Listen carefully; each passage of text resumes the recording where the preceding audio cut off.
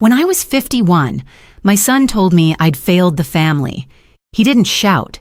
He said it softly, like a sentence being read aloud. A week later, my husband Edward, a proud defense attorney, changed the locks. My mother-in-law, Marion, left a bag of clothes on the porch.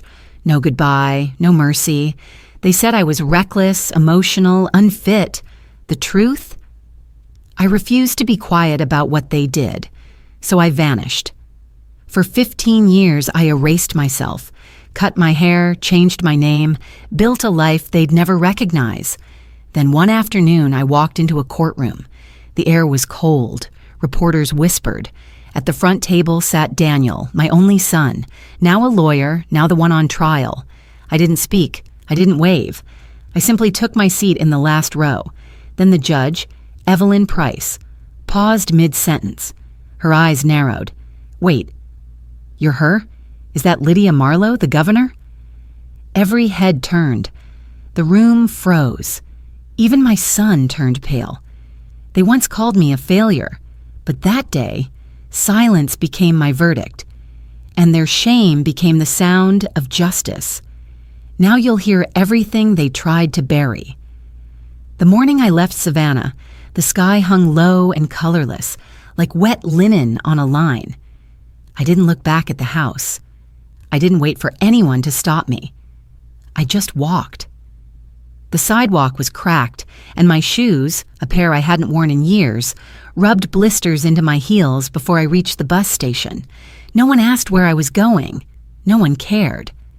A man on the bench offered me half his sandwich, and I took it. The bus rolled in 30 minutes late.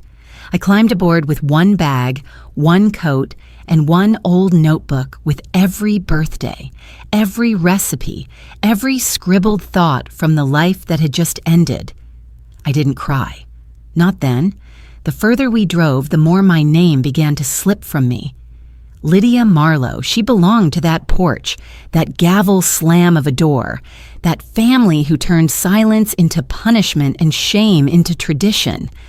I wasn't her anymore, but I didn't yet know who I was going to be. By nightfall, the bus pulled over in a small town outside Santa Fe. The driver said we'd be stopped for 3 hours. I stepped off, cold in the bones, the desert wind whipping like questions with no answers. There was nowhere to go. A friend, an old one, let me sit in his car behind the gas station, but his wife came out with her arms crossed and didn't say a word. I didn't blame her. By midnight, I was under the overpass, huddled beneath steel and stone, knees tucked into my chest. I lit a small fire in a rusted tin bucket I'd found behind a dumpster. I unzipped my bag and pulled out the notebook. It still smelled like our pantry, vanilla and dust and something faintly sour. I held it in my lap. The first page was my son's birth date, September 9th. I tore it out slowly. The sound was louder than I expected. Then I tore the next, and the next. My wedding vows. A note from Daniel in 5th grade. A grocery list from the week Edward. One his biggest case. A pressed leaf from Marion's garden. One by one, I fed them to the fire. The flames crackled, small at first, then hungry. I watched the ink curl, the pages blacken, the handwriting dissolve into smoke. Ash floated up and away, unburdened. My past was vanishing in front of me, and for the first time in weeks I could breathe. I kept the last page. It was blank. I folded it and slipped it into my coat pocket. I leaned back against the pillar and stared at the stars through the ribs of the overpass. The wind hissed through the beams like it was whispering something ancient. I whispered back, not to God, not to anyone, just to myself. I've got nothing left to lose. The words didn't echo. They landed flat and final, and in that silence, I realized something strange. I wasn't afraid anymore. I had lost everything, and that meant I was free. I closed my eyes and let the cold settle into my coat.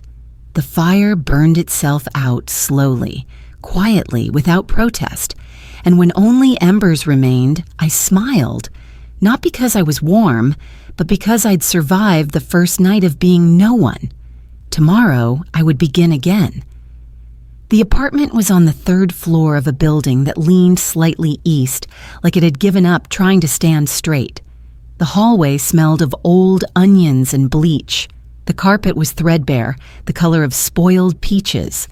The landlady handed me the key without asking questions. She looked at my ID, fake name, freshly printed, and nodded like she'd seen enough women trying to disappear. I signed the lease as L. Rowe, a name simple enough to hide behind. The room itself was small. One window faced a brick wall. The radiator clanked all night like it was arguing with the cold. The mirror above the sink was cracked straight through the middle, splitting my reflection into halves that didn't belong together. One side looked like the woman I'd been. The other looked like someone who hadn't yet decided who to become. I unpacked slowly. A toothbrush, a sweater, a tin of breath mints. The folded page I'd saved from the fire. I slipped it into the back of the kitchen drawer. Each morning I took a job at a cafe 3 blocks down. The uniform was stiff and beige, the kind that made everyone look smaller. I poured coffee for strangers and listened to the same orders every day. No one asked where I was from. No one cared if I smiled. I liked that. In the afternoons, I cleaned exam rooms at a nearby clinic. I learned how to change the sheets quickly, how to throw away gloves without touching the outside. Some nights I stayed late to scrub baseboards while the doctors went home. The nurses forgot my name within a week, which suited me fine. At night, I took temp work entering medical data from home. The codes were long and strange, and the pay was just enough to stretch rice and eggs through the end of the week. I bought a small desk lamp at the thrift store and set it next to the cracked mirror. The light was warm but weak, like a whisper that tried to be brave. Sometimes I'd glance up and catch my reflection looking back, eyes darker than I remembered. Not sad, just different, like I was wearing someone else's skin. I didn't keep photos. I didn't speak to anyone after 9 p.m. I didn't use my real birthday on forms. I left no trail except the slow rhythm of a routine that asked for nothing and gave just enough. In the quiet, I began to write again. Nothing dramatic, just notes, observations, a sentence here and there. I started a journal on the back of used envelopes and scraps of receipts. I cataloged things that made me feel real: the smell of toast, the hum of a refrigerator, the first snowflake on the sill, and every night before I turned off the lamp, I whispered my new name, L. Rowe. It didn't fit yet, but it didn't hurt either. The cracked mirror never healed, and I didn't try to replace it. I liked the way it reminded me that even a broken reflection still held light. It was almost midnight when the shouting started. I was wiping down the counters in exam room 4, my gloves squeaking against the steel tray when I heard it. Urgent Spanish, fast and panicked, overlapping with English demands. I stepped into the hallway and saw 2 officers in black jackets standing over a woman holding a little boy. She couldn't have been older than 25. Her son was clinging to her leg, wide-eyed and silent. One of the officers kept pointing at a clipboard. The woman didn't understand, or maybe she did and just refused. Either way, they were growing impatient. "She needs to sign this," one of them said to the front desk nurse. "We've got a removal order pending." "For what?" I asked before I could stop myself. The officer looked at me, surprised. I wasn't wearing a badge or a title, just scrubs and tired eyes. "She overstayed her visa," he said, "and she brought a minor into a restricted zone." "This is a walk-in clinic," I said. "There are no restricted zones here." The woman was shaking. Her hands trembled as she tried to speak, but the words collapsed into sobs. "She doesn't know what she's signing," I said quietly. "It's standard procedure. It's coercion." He stepped closer, lowering his voice. "Ma'am, who are you?" I didn't have a good answer, so I told a lie. "I work with the data systems," I said, reaching for the clipboard. "Your software's outdated. If this gets filed tonight, it'll trigger a secondary review and get bounced. You'll have to resubmit through a federal portal. New policies went into effect last month." He blinked, hesitated. I kept going. You don't want to be flagged for procedural errors, do you?" Silence stretched between us. Finally, he turned to his partner. "Let's go. We'll come back with updated forms." They walked out, muttering about wasted time. The woman collapsed into a chair, holding her son like he was the last thing she owned. I crouched down beside her and said nothing. I didn't have the language for comfort, only the instinct to stay. Behind me, someone cleared his throat. "You just told a very convincing lie," he said. I stood and turned.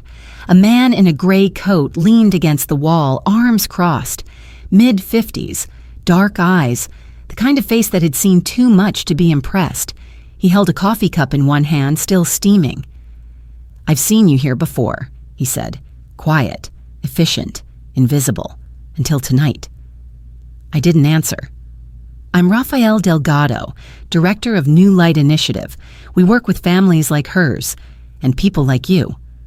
"I'm not anyone," I said. He smiled, not unkindly. "Not yet, but you're good at disappearing. That means you're even better at noticing." I crossed my arms.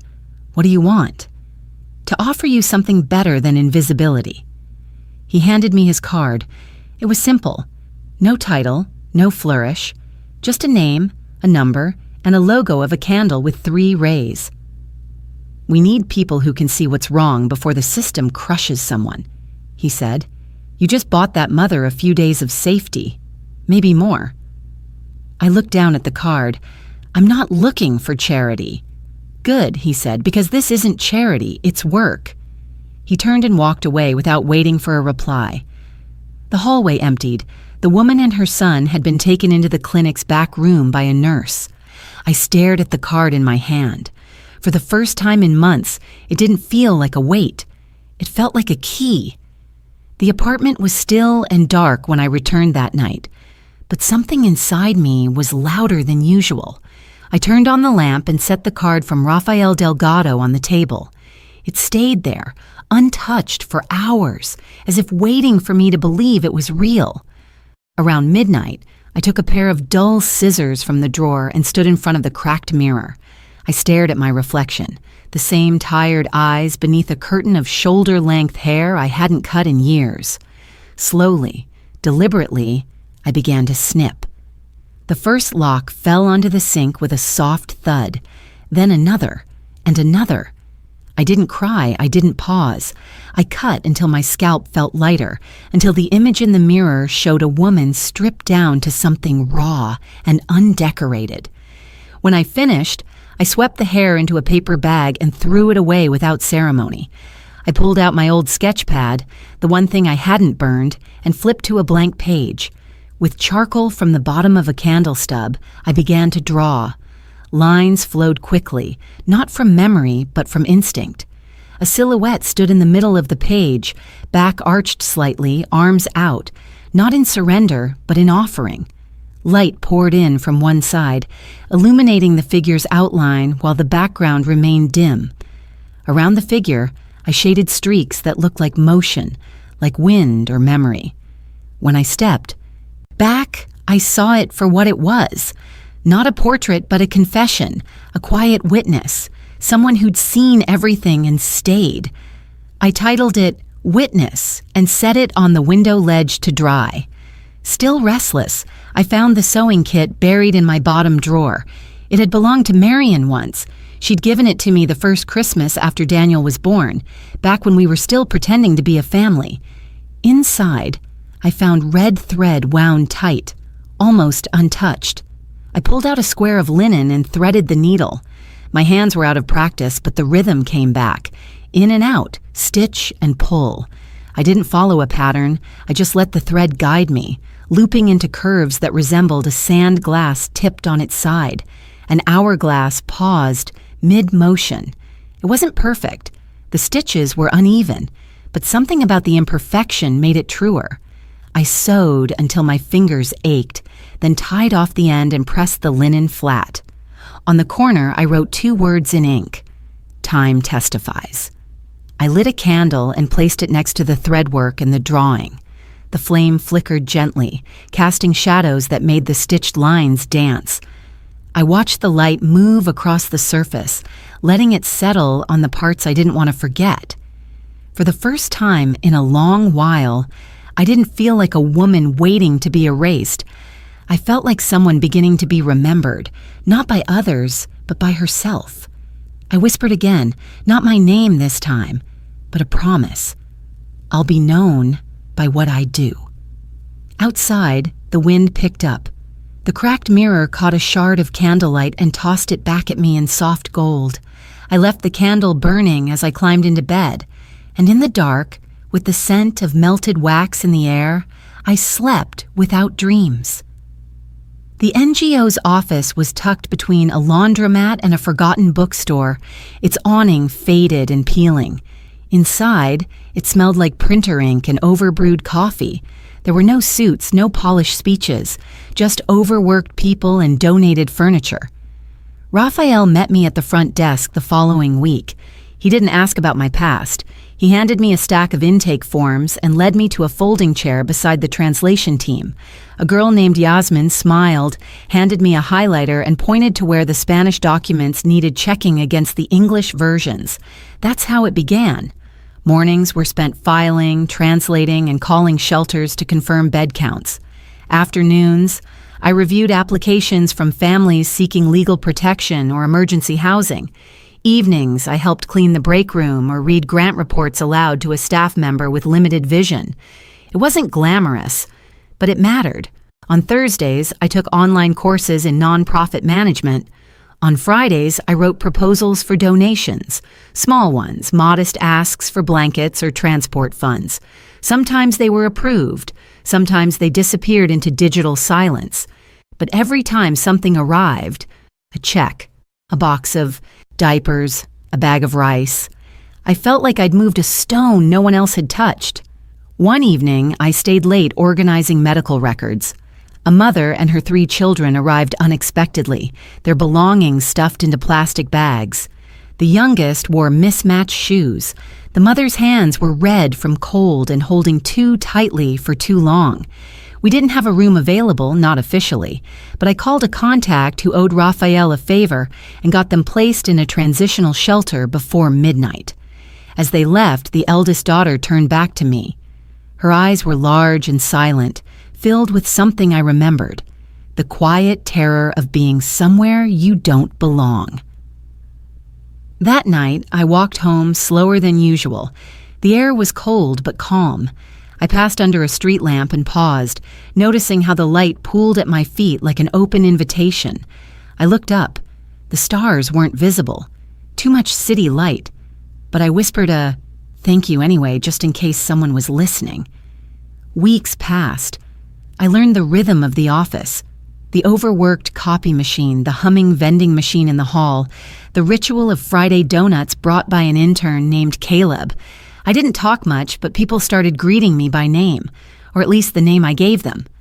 One afternoon, as we reorganized supply closets, Caleb turned to me and asked, "Why do you do this?" I didn't answer right away.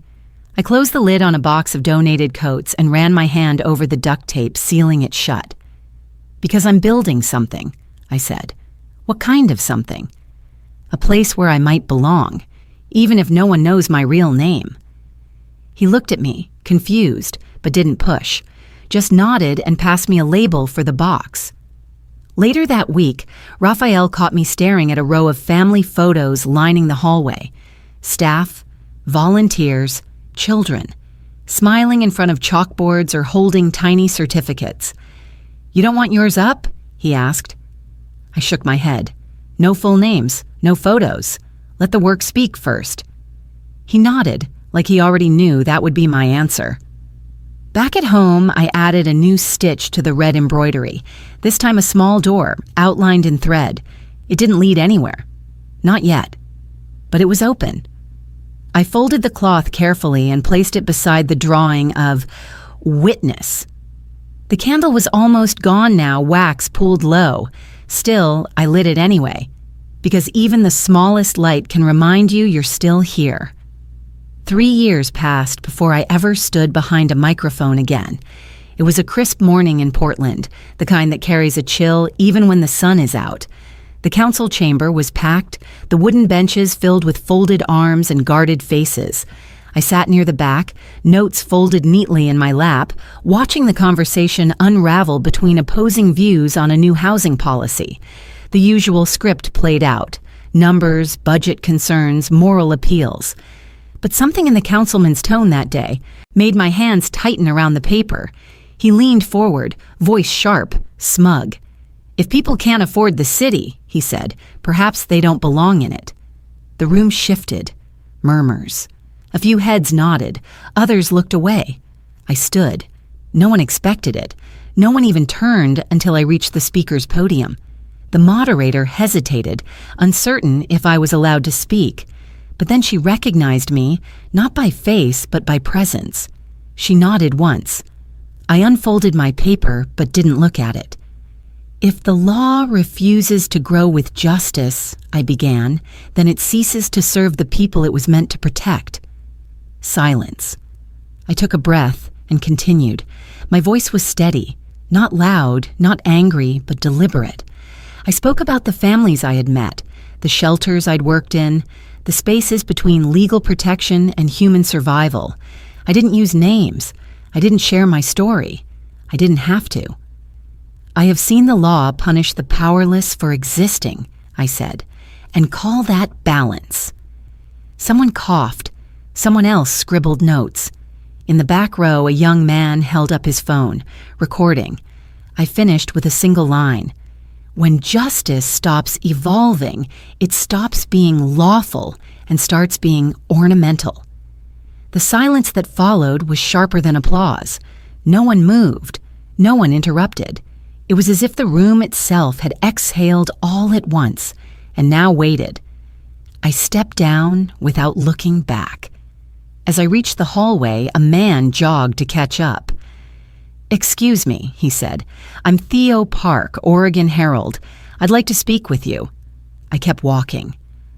"I think people would want to know more," he added, "about what you said, about who you are." I turned. "You want a headline?"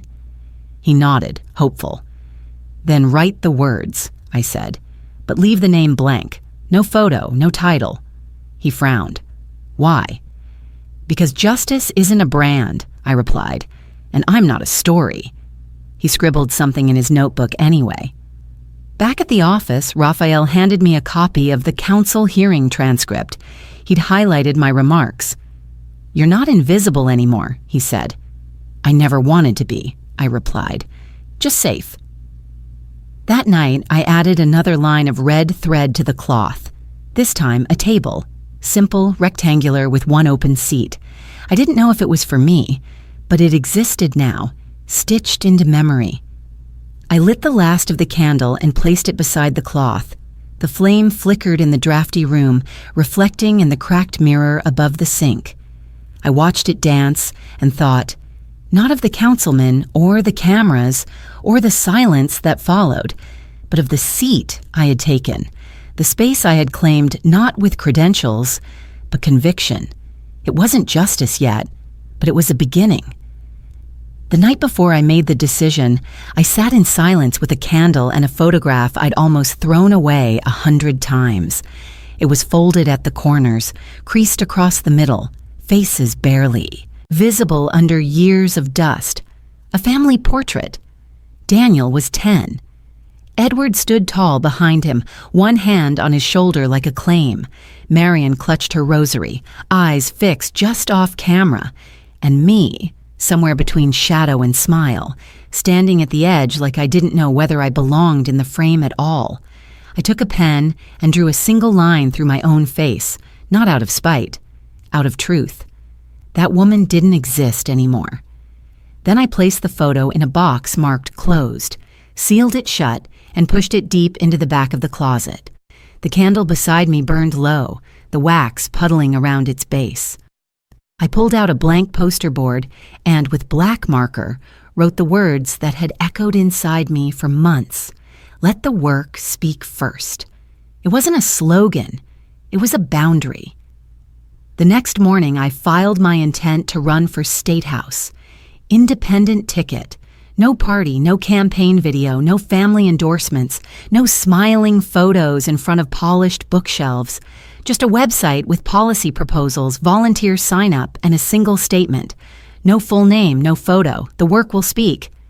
Grace Chen called 3 days later. "I thought you were a myth," she said over the phone. "The faceless woman at the council podium." "Still am," I replied. "I'm Grace. I used to run media campaigns for impossible candidates. You're not impossible, but you are something else." I didn't respond. She paused. "I'd like to help if you'll let me." I met her at a diner on Burnside, the kind with chipped mugs and quiet booths. She didn't bring a pitch deck, just a folder and a cup of green tea. "You need someone who knows how to protect your boundaries while still letting people find you," she said. "You're not anonymous. You're just unbranded. That's powerful." We talked for an hour. She asked questions I didn't want to answer, but never pushed when I refused. At the end, she slid the folder across the table. Inside were maps, notes on precinct voting trends, sample bills, and a calendar handwritten in blue ink. "You don't have to do this alone," she said. I hired her the next day. In the months that followed, our campaign became a quiet storm. No lawn signs, no television ads, just conversations at libraries, food banks, community centers. Word of mouth moved faster than any headline.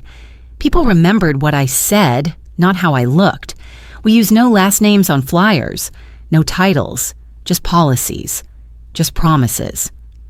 One night after a town hall meeting in a converted school gym, Grace sat beside me on the folding stage. "You do realize," she said, "that you might win." I looked out at the empty rows of chairs. "That's not what this is about," she nodded, "but it helps." Later that evening, alone at home, I added another motif to the embroidered cloth. This time, a single candle with 3 rays. I placed it beside the drawing of witness, beside the stitched door and the empty table. Then I stood in front of the cracked mirror, holding the candlelight close. My reflection wavered, fragmented, but whole in its own way. In that fractured glass, I didn't see a failure. I saw a beginning. The campaign unfolded like a whisper, carried by wind. Never shouted, never forced, but impossible to ignore once it reached you. We didn't hold rallies. We held listening circles in borrowed church basements and public libraries. People came because they'd heard there was someone who didn't talk about fixing everything, just about starting where we are. There were no podiums, no grand backdrops. Sometimes the mic didn't even work. That was fine. I was used to speaking in rooms where the truth didn't need amplification. Grace kept the schedule light but intentional. Mondays were policy clinics with housing advocates. Tuesdays, we visited small farms struggling with zoning changes.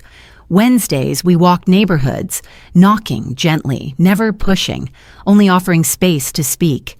I never mentioned my family. I never corrected the rumors. Some said I had lost a son to violence. Others claimed I had once been a judge or a social worker. One woman said I looked like someone she'd seen on TV years ago. I only smiled and said, "People forget faces, but they remember how they were heard." That became our anchor. We issued no rebuttals when local press questioned our anonymity.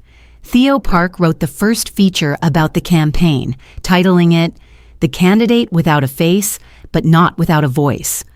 The article quoted entire passages from my town hall speeches, but it never printed my full name.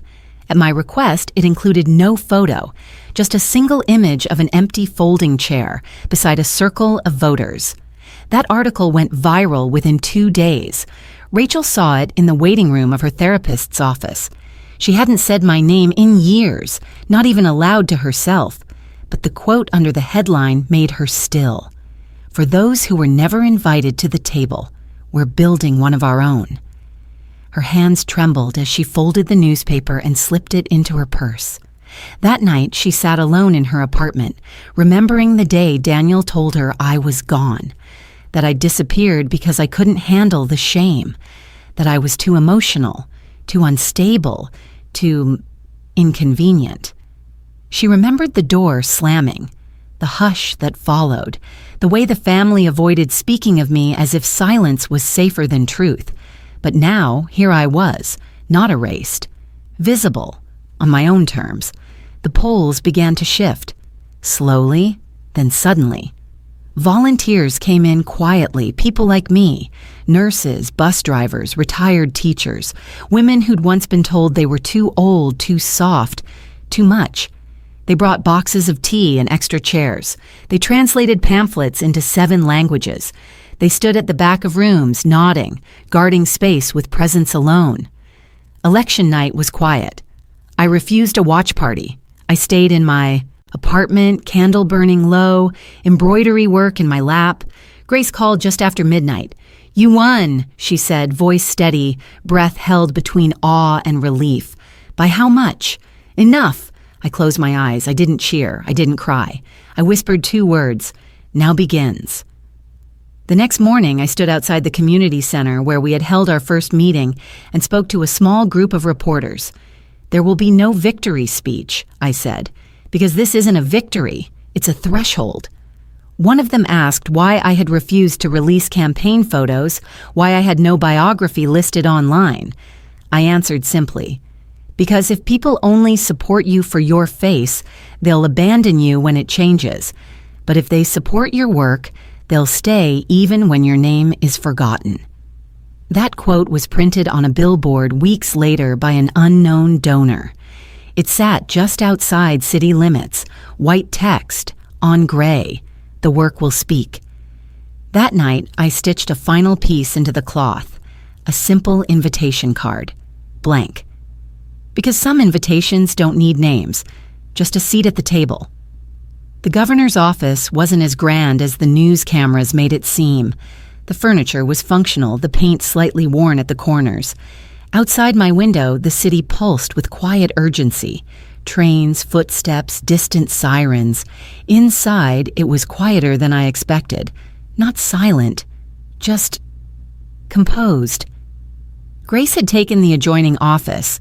She brought in her own lamp and a mug that said, "Listen first."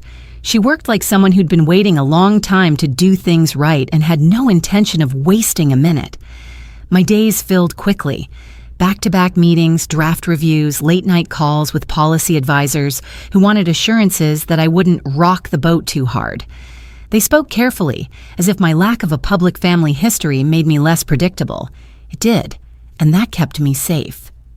Then one morning, Grace walked in, holding a thin manila folder. "They're trying to amend Title 46, she said. "Language about public employees and reputational risk." I flipped through the pages. Buried in paragraph 6 was a clause that would allow family scandals, past or present, to be grounds for professional review in certain offices. They'd worded it well, but the target was clear. "They're coming for you," she said, "or trying to spook you into silence." I stared at the clause for a long time.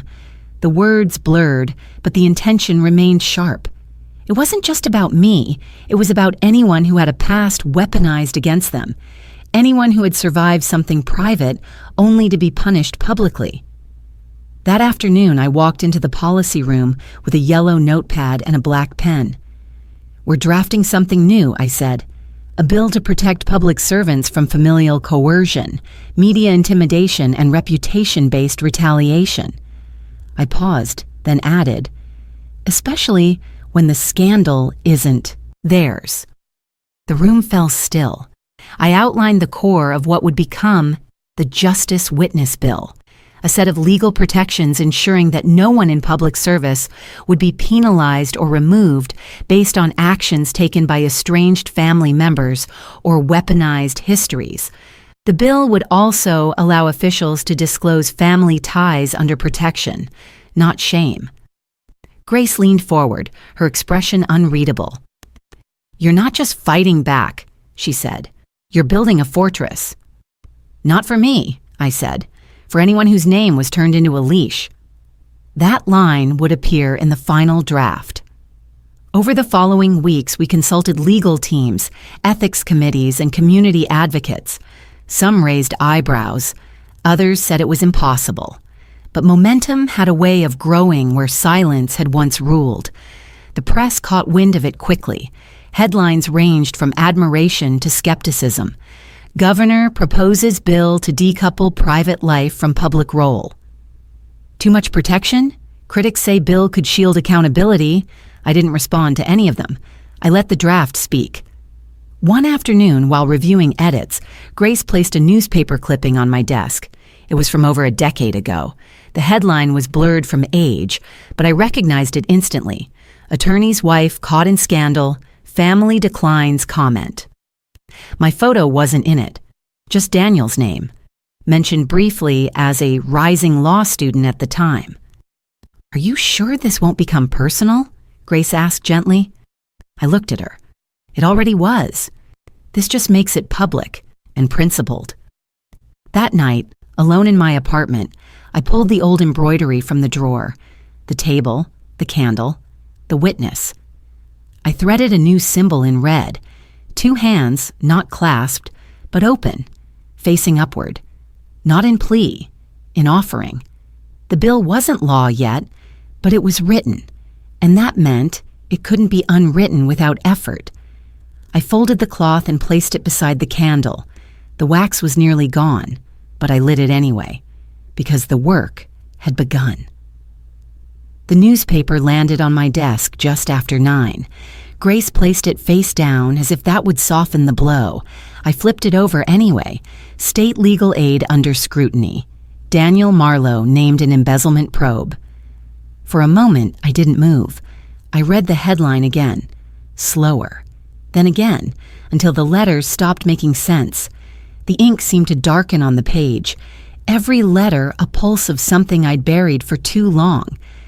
Daniel's name hadn't appeared in print in years, not since his wedding, not since I'd vanished from his life like a stain scrubbed clean. Grace said nothing. She waited. She always knew when to wait. I folded the paper neatly and placed it to the side. "Do we know who leaked it?" I asked. "Not yet. It could have been a whistleblower," she said carefully, "or opposition research, or maybe someone in his own circle." "And the charges?" "Nothing formal. Just an open investigation into missing funds from the legal aid allocation. He oversaw the disbursement committee for 3 years." I nodded once. "I didn't know he was even still in public work." "He's not now," Grace said. "He's with a private defense firm, but this connects to his time at legal aid. If it escalates, he could be indicted." My son, the golden boy, the rising legal star, the one who stood beside Edward the day they changed the locks and told me I'd embarrassed the family beyond repair. Now at the center of the kind of scandal they once exiled me for. I pushed the paper farther from me. "Let's cancel today's press brief," I said. "Reschedule the education bill review." Grace hesitated. "Are you sure?" "The calendar's packed. I need space to think." She nodded and left the room without further comment. I stood by the window, staring out at the city. Below, people moved like clockwork, crossing streets, holding coffee cups, checking phones. No one looking up. No one thinking about the woman in the corner office reading about her son in a criminal probe. My reflection in the glass was faint but visible. The sun behind me blurred my edges, softened the lines of my face until I looked almost like someone else again. Not the governor, not the mother, just something in between. I thought about the last time I saw Daniel. He was standing in the foyer, voice measured, eyes cold. "You could fix this," he'd said. I remember wondering if he meant the scandal or the shame. I hadn't answered. I had only stepped past him and out the door, heels tapping on the stone like punctuation. That was years ago. Now he was the one being questioned, and I, of all people, was in a position to speak, but I didn't. Not yet. That evening, Grace returned with updates. The press had started drawing connections between us. The article didn't mention our relationship, but one outlet had published a speculative piece with a title that made my stomach twist. "When Justice is a Family Affair? The Marlowe Legacy Unraveling?" She handed me a list of prepared responses, all variations of polite detachment. "We can issue a statement about transparency," she offered. "Something neutral." I scanned the page but said nothing. "You don't have to respond as a mother," she added softly, "but you will have to respond as a governor." I nodded slowly. "Not yet. Let them ask. Let them speculate." I walked over to the cabinet and opened the drawer where I kept the embroidery and sketch pad. I didn't take them out. I just needed to see that they were still there, that I hadn't imagined the years it took to rebuild. On the back wall of my office, there was a quote I'd written months ago on a slip of paper. "Power means nothing if you can't sit in your own silence." I traced the edge of that paper with my fingertip. Grace sat in the chair across from me. Her eyes were tired, but steady. "This will pass," she said. "No," I said. "It will grow, and I'll have to decide whether I stand apart from it or walk straight into it." "You're allowed to protect yourself." "I'm not protecting myself," I said. "I'm protecting the line between what's personal and what's weaponized." The candle on the corner shelf had burned down to a stub. I hadn't replaced it. I hadn't needed to, until now. That night, I walked home alone. The air was sharp and clean, the city quiet in that in-between hour where nothing moved fast. I stopped at a corner store and bought a new candle, tall, white, unscented.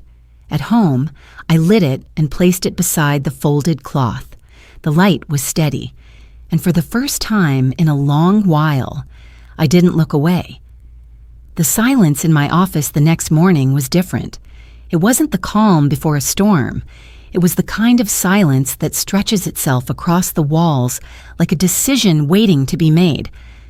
Grace placed a fresh stack of press inquiries on my desk. I didn't touch them. I stared at the headlines, all circling the same questions. Will Governor Marlowe recuse herself? Family ties, should they matter in justice reform? From scandal to policy. Can personal history shape public law? The irony wasn't lost on me.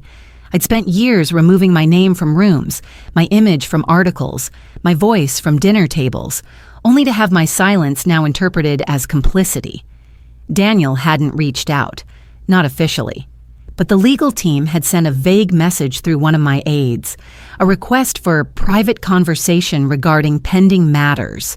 No specifics, no apology, just a backdoor knock. I closed the folder gently and stood. Grace didn't ask where I was going. She knew. The chapel was 3 blocks away, tucked behind a line of elder oaks, its door open during office hours for anyone who needed quiet without questions. I sat in the 4th pew from the back, hands folded, eyes tracing the grain of the wooden bench in front of me. There was no stained glass, no choir, just stillness. For the first time since the headlines, I allowed myself to feel it fully. This ache that had no name. He was my son, and he was guilty of more than mishandling funds. He was guilty of cowardice, of cruelty, of building his future by burning mine and calling it necessary, but he was still my son. In my mind, I returned to that night, the one that cracked it all open. The clip, the confrontation, the slam door, Daniel standing tall, saying those words not with rage, but with certainty. "Mom, you failed us." He said it like a judge, like he believed it was true. And maybe back then, part of me believed it too. Now here I was holding the power to intervene, or not. I pulled the red thread cloth from my bag and unfolded it on my lap. The table, the candle, the open hands, all of it stitched quietly into fabric, all of it earned. I ran my fingers along the edges. The thread was starting to fray at the corners, and something about that felt right. My phone buzzed once. Grace. Need decision by 5 p.m., press asking again. Should I prepare a recusal statement? I didn't answer. Instead, I whispered the question I had tried to avoid for days. Do I protect him or the work? The pew creaked behind me. I didn't turn around. I didn't need to. The answer was already sitting inside me, curled at the base of my spine, quiet and immovable. I stood and walked back to the office without calling a press conference, without drafting a statement. Inside, Grace was waiting. "Well?" she asked. I sat down, calm and sure. "I won't recuse myself," I said. Grace didn't flinch. She just nodded slowly. "There will be fallout." "I know. And he may ask you to step in personally." "I know that too." Her voice softened. "You can't save both justice and him." I looked her in the eye. "Then I'll save the one that can't hurt anyone else." She nodded once, then turned to leave, but paused at the door. "You know," she said, "most people think forgiveness is the same as healing." "It's not," I replied. "Healing is what you do after you stop asking for anything in return." When she left, I opened the drawer and took out a fresh piece of linen. I didn't know what I'd stitch on it yet, only that it was time to begin a new square. A symbol not of surrender, but of separation. That evening, I declined a call from Daniel's attorney. I deleted the voicemail without listening. Then I lit the new candle and placed it next to the embroidery. I wasn't angry anymore, but I wasn't answering either. Some doors are closed not out of punishment, but because what waits behind them no longer fits the life you've chosen to live. Outside, it began to rain. Quiet, steady, like the sound of something washing itself clean. I booked the flight under my legal name. No title, no rank, no entourage. Just a single seat in the second-to-last row of a half-filled plane, headed back to the city that had once thrown me out. Savannah looked the same from the sky, still green at the edges, still glinting with slow rivers and stubborn heat.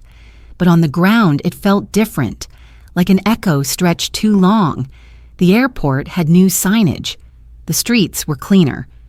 But the silence in the air hadn't changed. I didn't tell anyone I was coming. No calls to local offices, no alerts to press. Grace knew, of course. She'd arranged for minimal security, unmarked transport, and one folder tucked into my coat pocket, the official schedule of Daniel Marlowe's preliminary hearing. I read it once, then tucked it away. Outside the terminal, I climbed into the back of a black sedan and gave the address of a quiet inn near the historic district. I didn't look out the window. I didn't need to. I could feel the weight of the live oaks, the heat pressing through the glass, the memory of every footstep I'd taken away from this place years ago. The innkeeper didn't recognize me, or if she did, she said nothing. I liked that. My room was small and quiet, with white curtains that danced when the ceiling fan turned. I set my bag down and opened the window. The scent of magnolia and brick dust drifted in. The bedspread was the same shade of green as the one I'd slept under when Daniel was a toddler. I sat on the edge and exhaled. That night, I walked the old neighborhood. I didn't take the main roads. I slipped down the side streets, past the park where Daniel once fed ducks with Marion, past the dry cleaner Edward had used for his courtroom shirts. I walked by the house, too. The porch light was off. The paint had faded. The steps had worn in the middle. The brass doorknob was new. But the shutters still had that stubborn tilt on the left side, the one I used to ask Edward to fix, and he always said, "Next weekend." I didn't approach the door. I stood across the street, watching the windows like they might speak. No one came out. I didn't cry. I didn't smile. I simply stood there long enough to feel the goodbye I never got. In the morning, I dressed in black, not out of mourning, but out of formality. The courtroom was downtown, 3 blocks from where Edward once tried his first big case. I arrived early, slipping through the side entrance. No one noticed me at first. I found a seat in the last row, back straight, hands folded in my lap. Reporters whispered in the front. Lawyers shuffled files. Bailiffs adjusted microphones. I sat still. The door opened. Daniel walked in, flanked by his attorney. His face was leaner than I remembered, sharper. He wore the same kind of tailored suit Edward used to prefer, navy with thin lapels and cuffed sleeves. He didn't look up. Not yet. Then the judge entered. Everyone stood. I rose with them. When I sat again, I noticed the temperature in the room had dropped, or maybe that was just my breath catching. I looked ahead. I said nothing. Daniel didn't know I was there. Not yet. And still, I felt the moment he sensed me. His head turned slightly, scanning the benches. His gaze moved quickly until it landed on mine. He froze, just for a second. Then he turned away, back to the defense table, his jaw clenched. I didn't move. I didn't blink. The bailiff called the case. Papers shuffled. Voices droned. But all I could hear was the sound of his silence. I wasn't here to save him. I was here to witness. The courtroom on Liberty Street was colder than I remembered. Not the kind of cold that came from air conditioning or marble floors, but the kind that settled in the bones of the place, the weight of judgment, the quiet before decisions that couldn't be undone. I'd walked into that building twice before in my old life, once to support Edward during a civil appeal, once to watch Daniel shadow him, all nerves and pride, scribbling in the margins of his father's. Case notes like he belonged there already. Now he sat at the defense table, and I was the one watching. I took my seat in the last row, wrapped in a black coat that fell past my knees, collar turned up, hair pulled back, no makeup, no expression, just presence. I didn't wave, I didn't flinch, I didn't move when the reporters glanced around for familiar faces. I was the unfamiliar woman in the back. Still, silent, invisible by choice. The prosecutor cleared her throat and began reading the charges. Embezzlement of public legal aid funds, misconduct in oversight, violation of ethics codes. Daniel didn't look up. His hands were clasped tightly on the table, fingers interlaced like he was holding something together. His lawyer whispered something. He nodded once, jaw tight. I listened, but I also watched. The way his shoulders rose with every objection, the way he leaned forward when they spoke of motive, then back when they recited numbers, the way he glanced toward the gallery just once, quick, reflexive, searching. He didn't see me, not yet. Then the doors at the side of the courtroom opened and Judge Evelyn Price stepped in. She was older now, gray at the temples, her robe crisp, her eyes sharp. She carried a presence that stilled the room without raising her voice. As she sat, the murmur faded to nothing. All rise. We stood. I rose with the others, spine straight, feet planted. She adjusted her glasses, scanning the courtroom with methodical ease. Her gaze swept the prosecution, the defense, the gallery. Then it paused, right on me. Her eyes narrowed, not suspicious, curious, like she was reaching back into memory, dusting off something half-remembered. I kept my face still. She blinked. Once, then again. She leaned slightly toward her clerk and whispered something, then out loud, clear, firm, cutting through the silence. Wait, you're her? Heads turned. I didn't move. The judge leaned forward, staring straight into the back row. Is that Lydia Marlowe? The governor? The entire room froze. Cameras clicked. Pens dropped. Someone in the front whispered, "What?" But it came out like breath. Daniel's head jerked back, his eyes locked on mine. I held his gaze. He didn't look away, his face drained. No color, no pride, just recognition. Just the mirror he'd spent 15 years avoiding held up in public view. The prosecutor turned. The defense attorney stood. Judge Price raised a hand, silencing them both. "This court acknowledges the presence of Governor Lydia Marlowe," she said. My name rang in the chamber like a verdict. I didn't speak. I didn't nod. I just sat. Daniel opened his mouth, closed it, then looked down, visibly shaken. He wasn't the only one. The gallery buzzed like static. The weight of what wasn't said hung heavier than any accusation. For years, I had been erased in silence. Now, my silence was the loudest thing in the room. The judge cleared her throat again and glanced at the clock. We will adjourn briefly. 10-minute recess. The gavel fell. People stood slowly, some still staring at me. I didn't rise immediately. I waited. Let them watch. Let them wonder. I walked out without speaking, heels echoing down the hallway, each step deliberate. Outside, the sunlight was sharp. I didn't shield my eyes. I didn't need to. A reporter followed me into the corridor. "Governor Marlowe, can you comment on your presence here today?" I paused, then turned calmly. No comment. "But is it true you're related to the defendant?" I met his gaze, not with anger, but with precision. "I'm here," I said, "as a citizen. That's all that matters today." I walked past him, through the courthouse doors, and into the waiting air. My driver opened the car door. I stepped in without a word. As we pulled away, I looked back once. The courthouse stood still behind me, pillars tall and rigid, the same ones that once housed the judgment against me. Now I had returned, not for revenge, not for drama, just to witness. Inside, Daniel would be sitting at that table, surrounded by murmurs and questions and the sound of silence folding in on itself. He would know what I meant now, all those years ago, when I didn't defend myself, when I let them close the door, because nothing is louder than a woman who returns without asking to be forgiven. Back at the inn, I poured a cup of water and lit the last candle. Then I opened my embroidery cloth. In the corner, I stitched one final symbol for the day, a gavel. Not slamming down in anger, but resting, quiet, beside an open book. The kind of justice you don't need to shout for, the kind that waits. The clip resurfaced 2 days later. It started as a whisper, an anonymous link sent to a journalist, then reposted on a local forum, then picked up by a national outlet hungry for anything with scandal and bloodline.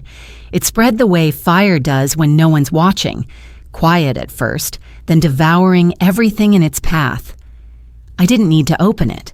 I already knew what it was. The hallway, the shouting, the grainy footage of Edward slamming the door as I stepped backward off the porch, suitcase in hand, Daniel's voice cold and polished. "You failed us, Mom." The last frame, the door closing, the screen flickering. They'd kept it. All these years, someone had saved that moment and waited for it to hurt again, or maybe to hurt differently this time, because now I wasn't a disgraced wife. I was the governor. The headlines wrote themselves. Governor's past erupts as family video surfaces. Son on trial, mother in spotlight, the private history of Lydia Marlowe. A failure or a fighter? America reacts to the clip. Grace brought the printouts into my office. She didn't look me in the eye right away. She knew I wouldn't flinch, but she also knew this one wasn't about policy or reputation. It was about the wound itself. I sat in silence as I read the coverage. Every outlet had a theory. Some called it proof that I lacked stability. Others painted me as a phoenix. A few tried to analyze Daniel's tone, the family dynamic, even the angle of the camera. None of them understood what the moment had really been. A verdict delivered by someone who hadn't yet learned that shame speaks loudest when it's afraid of the truth. Grace cleared her throat gently. We've had 5 interview requests, 2 editorial rebuttals in support. One state rep wants to use the clip in her own campaign ad, framing you as, well, proof that women can outlive anything. I set the papers down. I won't comment. Are you sure? Yes. Grace leaned forward, voice lower now. They want to know how you survived it. They want to hear your side. I shook my head. They've already seen it. That was the side. She paused, choosing her words carefully. They're calling it a comeback story. It's not a comeback, I said. It's just continuity, the part they didn't expect to keep going. I stood and walked to the window. Outside, the city moved like it always had, indifferent, humming with its own rhythm. I thought of Daniel, of whether he'd seen it, of what he must have felt watching that old version of himself deliver a line that no longer landed with power, only with pity. He had tried to bury me under the weight of our family's shame, and now the world was watching that attempt in slow motion, not with outrage, but with clarity. That night, Grace offered to send a statement of resilience, a public message to reframe the clip. She'd already drafted it. I read the first sentence, then I tore it in half. "Let them look," I said. "They'll keep digging." I've survived being seen before. She didn't argue. Later, alone in my apartment, I placed the candle in the center of the table and unfolded the embroidery cloth. I threaded a single new symbol in the corner, a camera lens, not pointed outward but inward, reflecting its own image. Then I wrote in soft ink beneath it, "If memory must be public, let truth be the frame." I folded the cloth, not to hide it, but to carry it forward. The call came just after dawn. Grace stood in my doorway, coat still on, phone in hand. Her voice was quiet, measured. "It's Marion," she said. "She collapsed last night. Stroke, they think. She's stable, but she's asking for you." I didn't speak, just nodded. The hospital sat at the edge of the historic district, tucked between a chapel and a row of old brick houses now used for outpatient clinics. I walked through the lobby without checking in. No one stopped me. Maybe they recognized me. Maybe they didn't care. The elevator ride to the third floor was slow, the kind that gives you time to remember things you'd rather not. I remembered her hands folded at every dinner table, always with the rosary wrapped tight around her, fingers like a vow she didn't trust herself to keep. I remembered the bag of clothes she left for me on the porch, neatly folded, no note inside. I remembered the prayer she whispered when she thought I couldn't hear. Protect the family name. Now she was just behind the door. Room 312. I knocked once, out of habit more than politeness, then entered. She lay small beneath the covers, her hair pulled back in a loose braid. The rosary still hung from her hand, though the fingers were barely able to hold it now. Her eyes opened slowly when she heard my footsteps. I said nothing. She didn't speak either. I pulled the chair beside the bed and sat. For a long while, we just listened to the beeping of the monitors, the hum of air vents, the weight of time itself settling into the corners. She turned her head toward me, slowly. Her eyes held no apology, but no resistance either. Just the quiet resignation of someone who had finally stopped bargaining with the past. I reached into my bag and took out two things. First, the drawing, witness, edges slightly curled from time and folding. I placed it on the side table. Then the embroidery, the one with the table, the candle, the door, the open hands. I unfolded it slowly and laid it beside her. She looked at the cloth for a long time, blinking as if she recognized it, not as an object, but as a record. She didn't reach for it. She didn't speak. She just nodded barely. Her fingers twitched against the rosary. I didn't ask for forgiveness. She didn't offer it. That wasn't what this was. This wasn't a closing of wounds. It was an acknowledgement that they existed. I stood, adjusted the blanket around her shoulders, and brushed a loose strand of hair away from her forehead. She didn't flinch. As I turned to leave, I paused at the door. Then, without turning back, I whispered, "We remember things differently, but we both remember." I left the room with the cloth and drawing still on the table, not as gifts, not as proofs, just as presence. Outside, the sky had shifted, soft gray light pressing against the windows, neither day nor night, just something in between. I didn't cry. I didn't look back.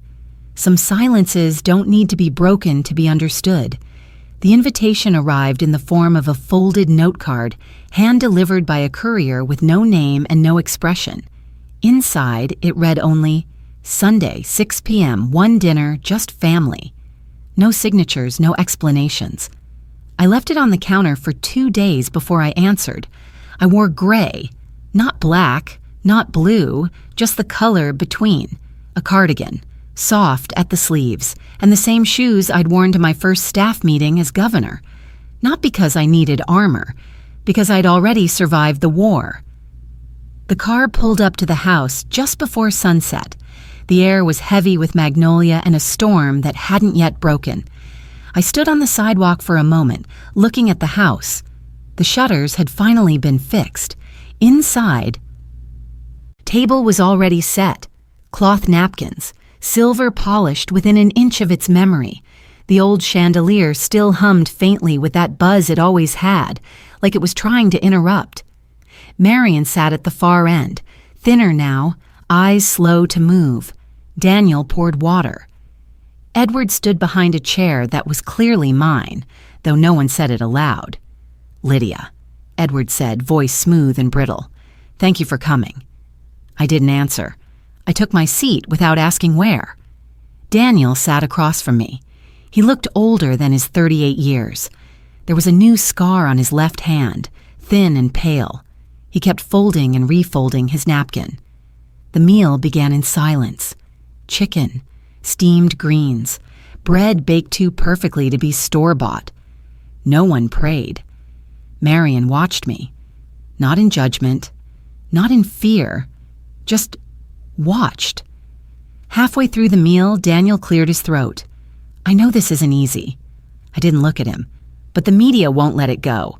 They keep asking about the clip, the history. There are connections being drawn that aren't fair." Still, I didn't speak. Edward leaned forward. "We thought, perhaps, you might consider making a brief statement, something neutral, to clarify that there's no current, conflict." A pause. Daniel added, "You don't have to defend me, just soften the edges." I set my fork down. "Is this dinner," I asked slowly, "or a performance review?" Silence. I looked at Marion. She looked away. I turned to Edward.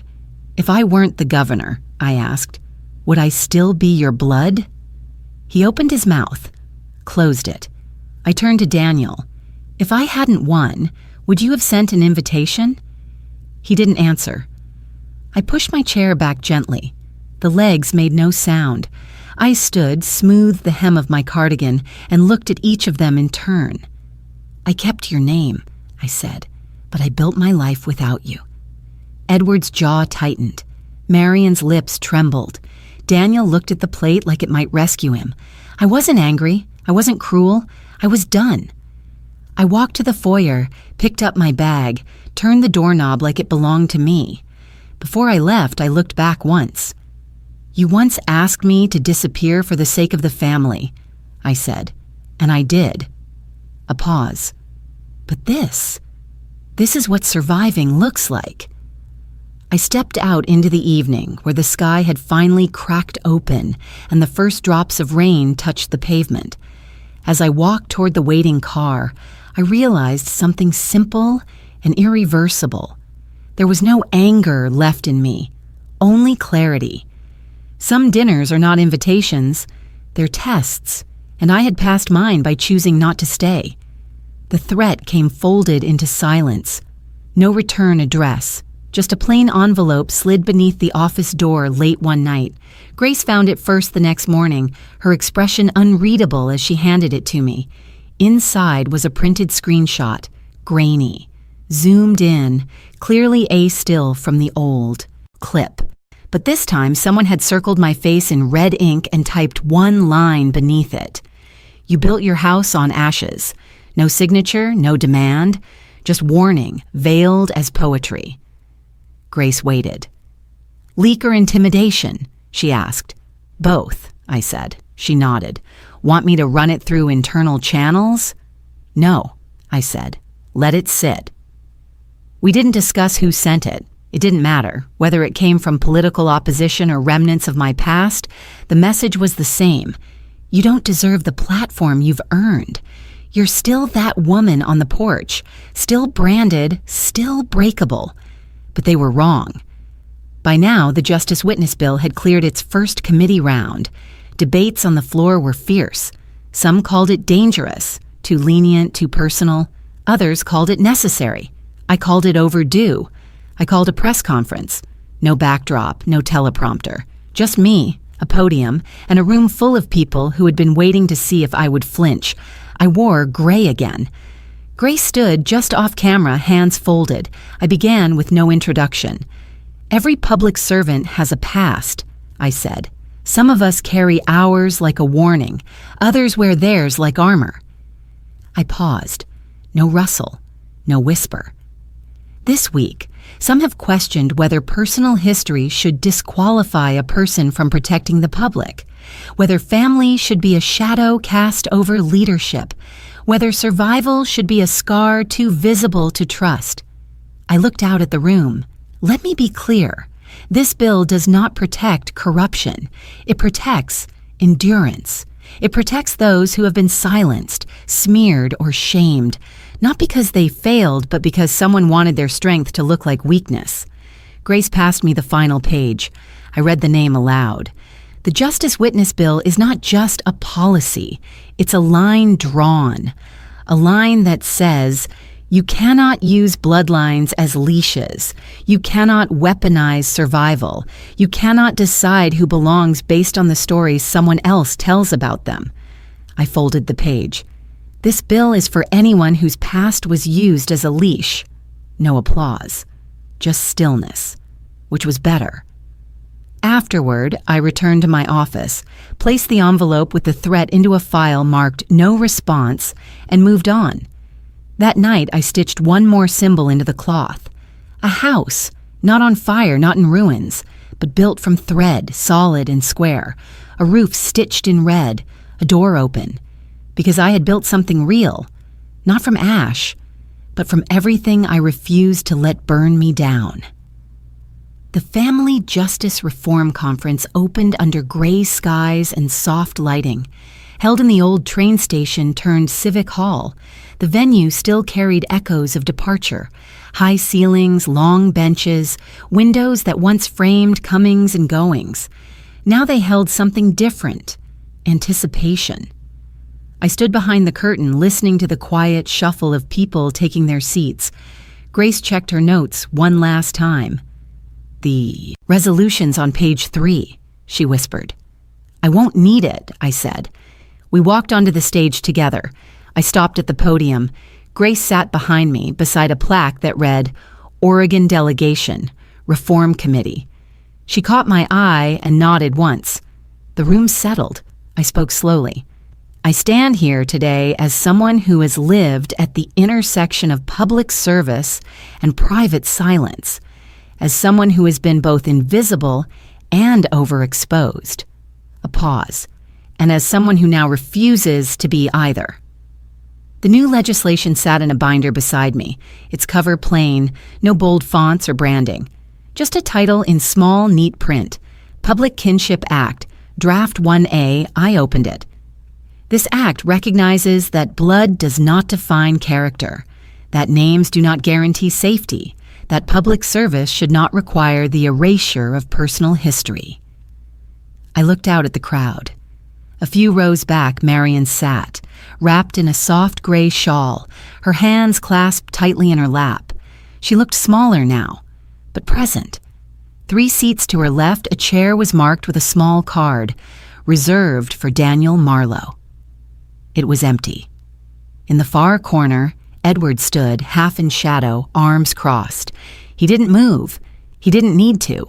The bill outlined new protections, the right for civil servants to declare familial conflict without penalty, formal separation of personal ties from professional evaluations, protection from retaliatory exposure rooted in bloodline or reputation. "This isn't about shielding the guilty," I said. "It's about protecting those who have survived being silenced by proximity." I closed the binder. In a world that often demands perfect origins, we offer something better, honest ones. Silence followed, but not the kind that demands a response, the kind that marks something finished, understood.